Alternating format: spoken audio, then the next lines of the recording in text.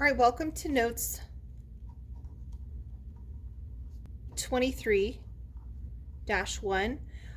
These are on special right triangles.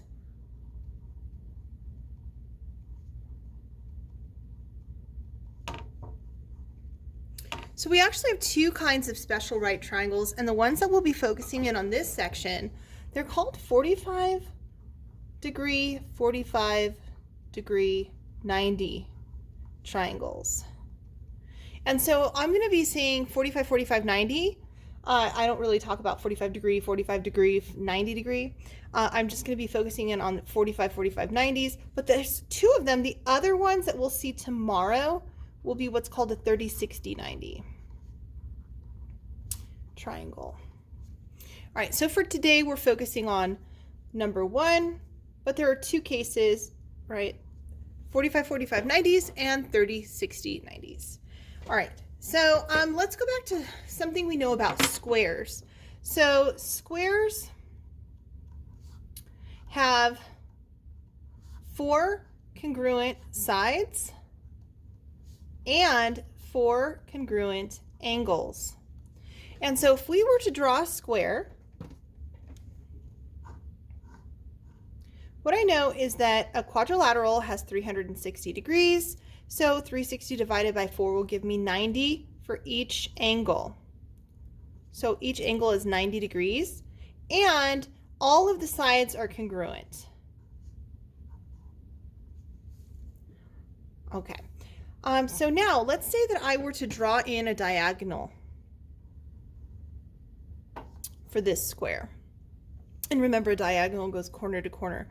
Well, in a square, the diagonal would cut the square in half. And so what would happen is that these angles would be congruent to each other. And so what we would do is we would take 90 degrees and we would divide them into two congruent angles, which gives me 45 degrees.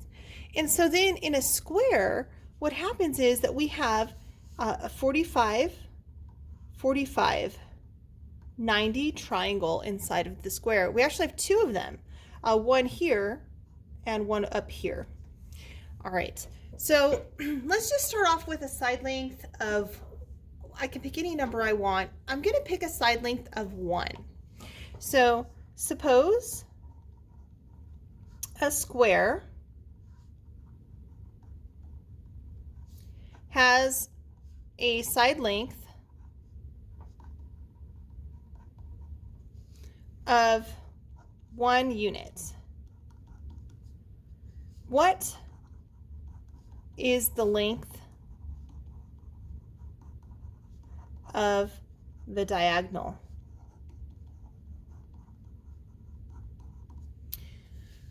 All right, so let's go ahead and draw that. So I'm going to draw my square. My square has a side length of 1. And I need to find the length of the diagonal C. All right, and so what I know is that it's a right triangle.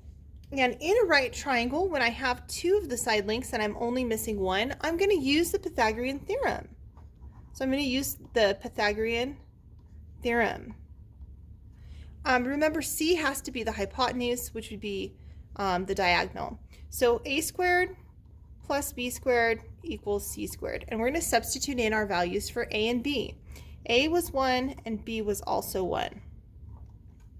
1 squared is 1. 1 squared is 1. And so 1 plus 1 is 2.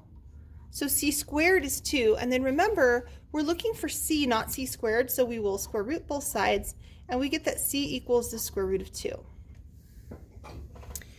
All right, let's see what would happen if we repeated this, only the side length was, say, 2. So what is the length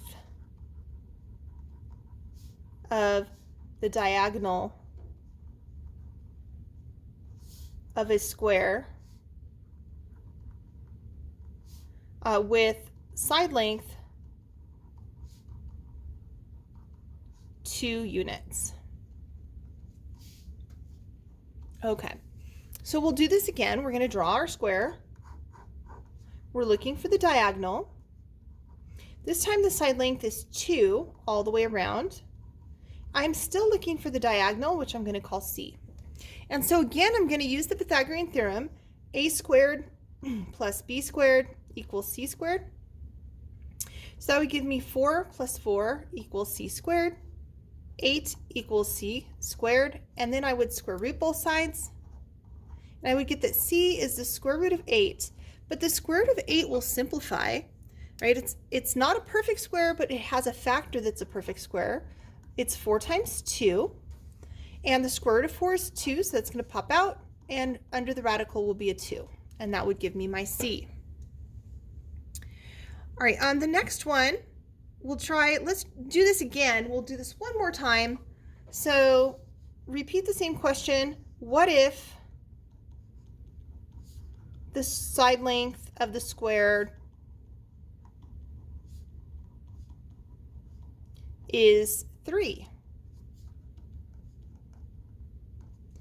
So we'll go ahead and draw that out. This time it's a 3 all the way around. And so that would give me, we're looking for the diagonals, 3 squared plus 3 squared equals C squared. That's 9 plus 9 equals C squared. 18 equals C squared. And then square root both sides. And we get that C equals the square root of 18. But again, 18 simplifies under the radical. There's a perfect square that's a factor, which is 9 times 2. And so the square root of 9 comes out, it's 3. 3 root 2 equals C. Now I want you to go back and we're going to list out what happened. So when the side length was 1, so we're going to put a column for side length. And then we're going to put a length of diagonal. All right, when the side length was 1, the diagonal was square root 2. So if the side length is 1, the length of the diagonal is square root 2. When the side length is 2, the length of the diagonal is 2 square root 2. When the side length is 3, the length of the diagonal is 3 root 2. And so I want us to see if we can develop a conjecture for what we think would happen if the side length were 4 or 5 or 6 or so on. And so what I see is that I have a side length and a of 1, and my diagonal length is a 1 root 2. I have a side length of 2, and my diagonal is 2 root 2. I have a side length of 3, and my diagonal is 3 root 2. If I have a diagonal of 4, my conjecture would be that I would have 4 root 2 for the diagonal, and 5 root 2, and 6 root 2, and so on. Now you can verify that that's true if you'd like to check them. I'm going to go ahead and check, let's say 6. So if my side length were 6, I would have 6 squared plus 6 squared equals C squared, which would be 36 plus 36 equals C squared. That's 72 equals C squared.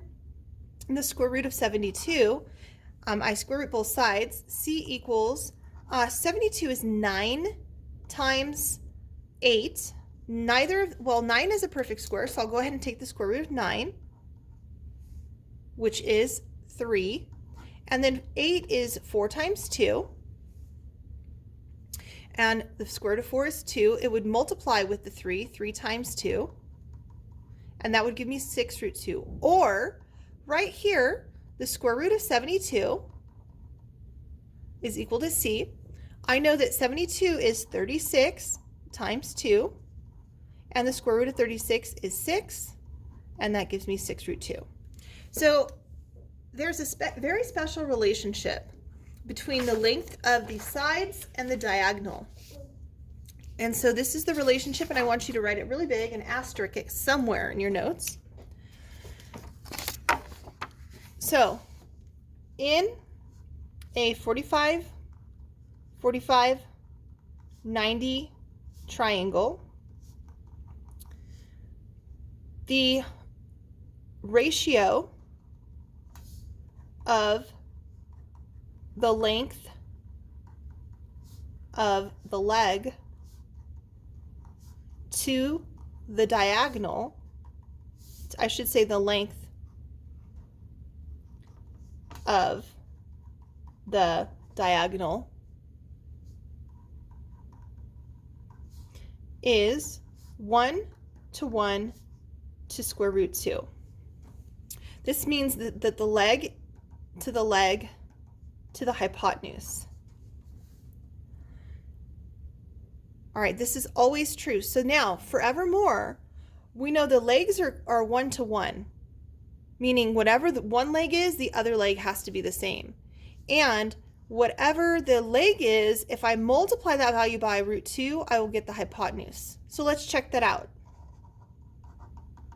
For example, if my leg is 3, so if I fill that into my ratios, this would be 3 times 1, 3 times 1, and 3 times square root 3, which gives, or sorry, square root 2, excuse me, square root 2, which gives me 3 to 3 to 3 root 2. Now let's check that out. Is that what we had when we had a length of 3? The legs were 3 and 3, and the hypotenuse was 3 square root 3. And you can see it again in the table, right? The side length, it'd be 1, 1, and 1 root 2, 2, 2, and 2 root 2, 3, 3, and 3 root 2, 4, 4, and 4 root 2, and so on. So forevermore, you're going to draw this picture whenever you're working with 45, 45, 90s. So when working with 45, 45, 90 triangles, draw a reference triangle. And the reference triangle that we will always use is, here's my 45, right? And 45 is 1, 1 square root 2. All right, now we're going to apply that. So let's look at a couple of the examples in the book. You notice I'm not using the notes out of the book for this one. I feel like I can explain it just as well as they can. So we're going to do a couple of the check your understandings. And so now we are on page 329 in the book. All right, this is page 329. All right, so it says check your understanding. For each 45, 45, 90, find the unknown length x. So I said draw the reference triangle. So we're going to draw our reference triangle. So our reference triangle, I'm going to make it face the same way that this triangle faces. And I'm going to put my lengths. It's 1 and 1 and square root 2. And now I'm going to set up a proportion to find my unknown length x. X is to 17 as 1 is to square root 2.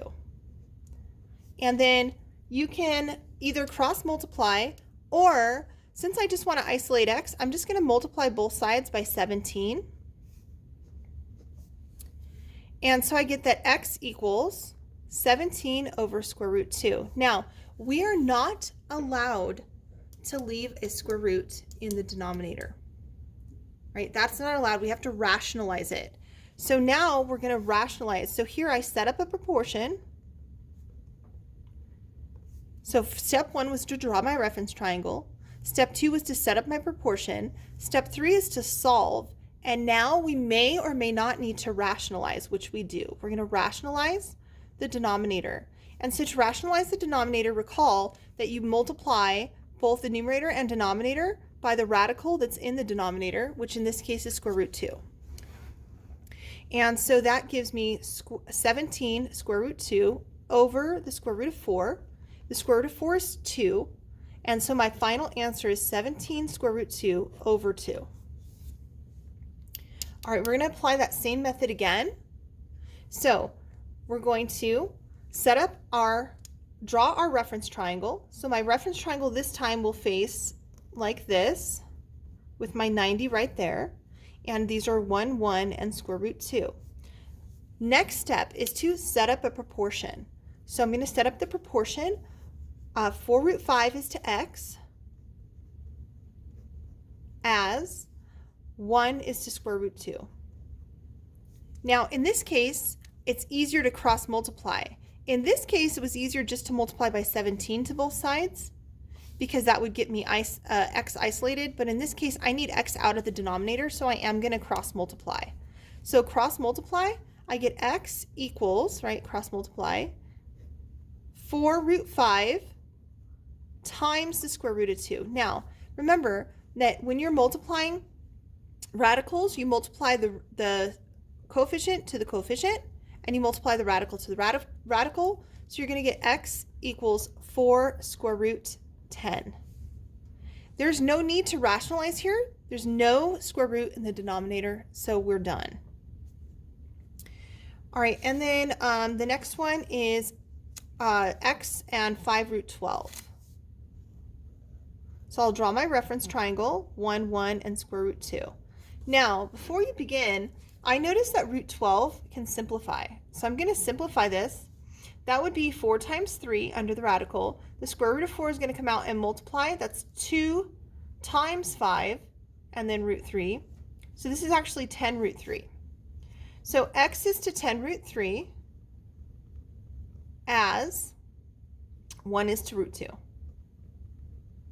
Again, we want to, since x can just be easily solved for, I'm not going to go ahead and cross multiply. I'm going to just multiply by 10 over root 2, or 10 root 3, I mean, to both sides. And so on this side they cancel, and that gives me that x equals 10 root 3 over the square root of 2. And then I do have to rationalize because I have a radical in the denominator.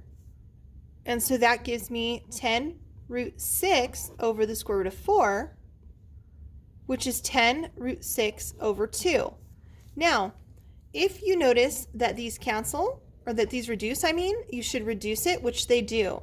10 goes into itself, or sorry, 2 goes into 10 5 times, so that's 5 root 6. And 2 goes into itself once, and so you don't even need the 1, right? This is just 5 square root 6.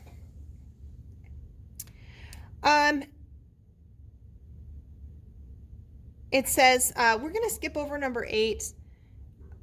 It's not that you can't do it, but we just didn't refer back to, we have to refer back to stuff that we did in our notes, which we didn't use. So we're going to skip number 8 and go to number 9. So number 9 says the perimeter of a square picture frame is 40.